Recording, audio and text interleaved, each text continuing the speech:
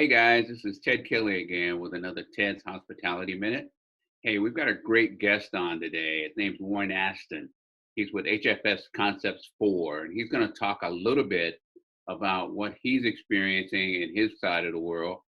He's out on the West Coast. He's done a lot of great things. I've seen a lot of great activity on LinkedIn for some of the projects he's completed. So, hey Warren, how are you doing? Come on Ted, in I'm and good. talk to us Thanks and for introduce having me. yourself. Good to be here. Thanks for having me. I Yes, appreciate it. sir. Hey, tell Uh, us a little bit about what you guys are seeing out there. First, tell us a little bit about HFS and what you do there, and kind of what your activities been, and what your role is. so again, first of all, thank you for having me. I really appreciate it. It's an honor. You're a good man, Ted. I love your hospitality minute.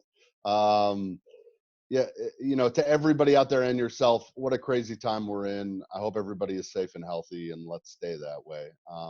But it doesn't change the fact that we're in business and in a great industry. Yeah, And my firm has been around for 43 years. We're really unique. Again, the name of the business is HFS Concepts 4. HFS stands for Hospitality Focused Solutions. And the name of the original business was Concepts 4. They merged.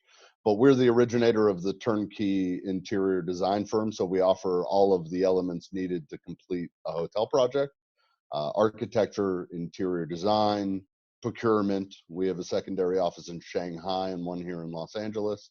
wow, We're also a licensed GC, so we offer construction and instances, and we work on the big hotels.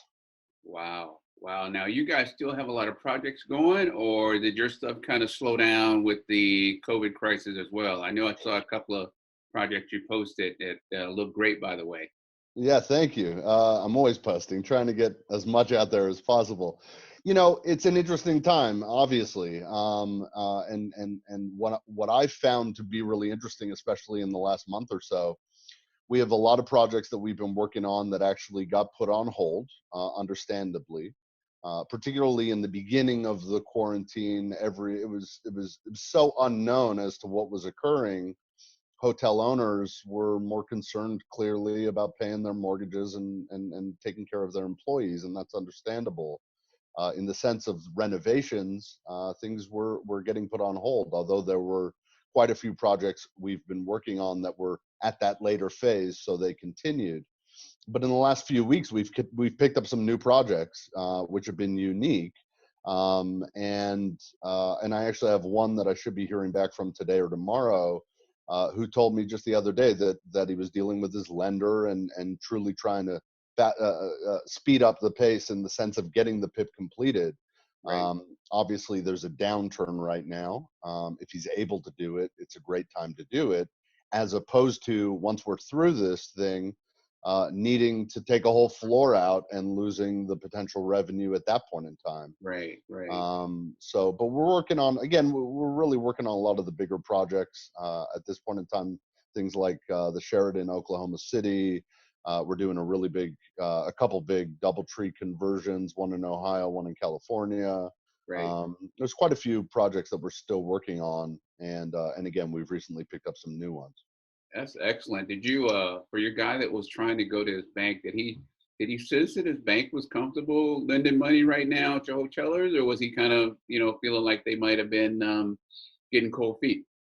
I think that this particular gentleman, it's a unique situation. He had already been funded by the bank Great. prior to everything occurring. Um, from what I've heard, and I deal really closely with a lot of ownership groups. Now you have lenders that are, in the same case, a little bit confused as to what's occurring and what's going to occur in terms of the revenue. So they might need to come back to the books, take a look at some of the numbers. However, if we really look at, what's occurring in the industry, and occurring in the world, there's no question that hopefully we're going to be coming up with a quick solution here. We're in an industry that has gone through the ebbs and flows. We're in an ebb, and it's a big one. Right, right. And we got to flow with it. But there's no question that we're going to be coming back. I believe in a big way, and there's not a lot that's going to change in the sense of the necessity to renovate and be better than your competition and hire my firm to do it. Of course. Always. Hey, That's why so, we're here. so Yeah, you and by the way, Ted, if I can, I also have a unique contact that I've been speaking with who, on the lending side, a really big firm that they've actually been carrying the notes on these hotels. And so what is expected to be coming down the pipe and fairly soon is potentially some foreclosures on these properties. So, again, it all kind of depends on, the networking that's been done and the connections that you might have, but right, right. there's opportunity that's still out there. And obviously it'll come back.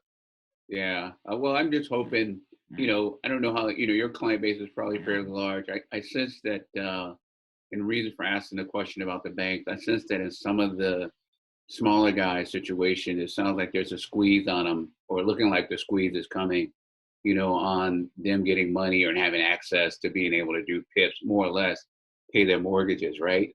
So I sense there's a concern when I talk with some of the small to medium guys about how they're going to do with this, because I know, you've got government funding out there. I don't know how successful some of these guys are being with getting the PPP program.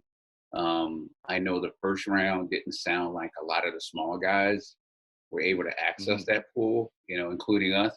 But it did at least seem like the second go round they were trying to make sure that, it wasn't, some of the large guys that really kind of jumped in and kind of ate up all the funding right before the Right. small guys could get it. So I'm hoping that the small guys are going to be able to still get their project done and have access to fund, from their banking. But it's kind of an interesting setup right now, because I keep trying to picture what's the rest of the year going to look like. Yeah. When is it going to really kick in? And if it does kick in, what is that gonna, what is that gonna mean for the little guys, the medium guys, the guys with 5 to 10 hotels that may need liquidity to help them keep it going, right? So No question, no question. There's also investors out there that are waiting for days like this, that have been yeah, waiting a long time for days like this. yeah, And the sharks start unfortunately, swimming around when they, and so, if you pay attention to some of the stuff that's occurring with the larger businesses, also REITs, in some cases they're not doing very well, which is incredibly unfortunate. What's crazy is in a year's time, there's going to be a whole new REIT under an entirely different name with their portfolio. Maybe not. I hope yeah, not. I'm not. But it's again, ebbs and flows, and really that's what we're dealing with right now, yeah, unfortunately.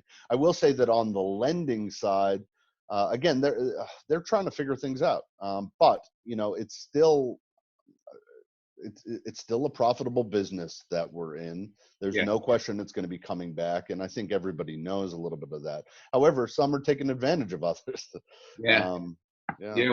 Well, if you remember, pre-COVID, all of the conferences when they did the reporting were talking about, yeah, we expect the hotel business to take a little bit of a decline in 2021, but nothing too serious, right? So Right. COVID comes on and it just kind of, Right. blows everything up. So, I think they're, going to be looking for the bottom and looking for when it's going to start to come back up. But, I Yeah, think, no question.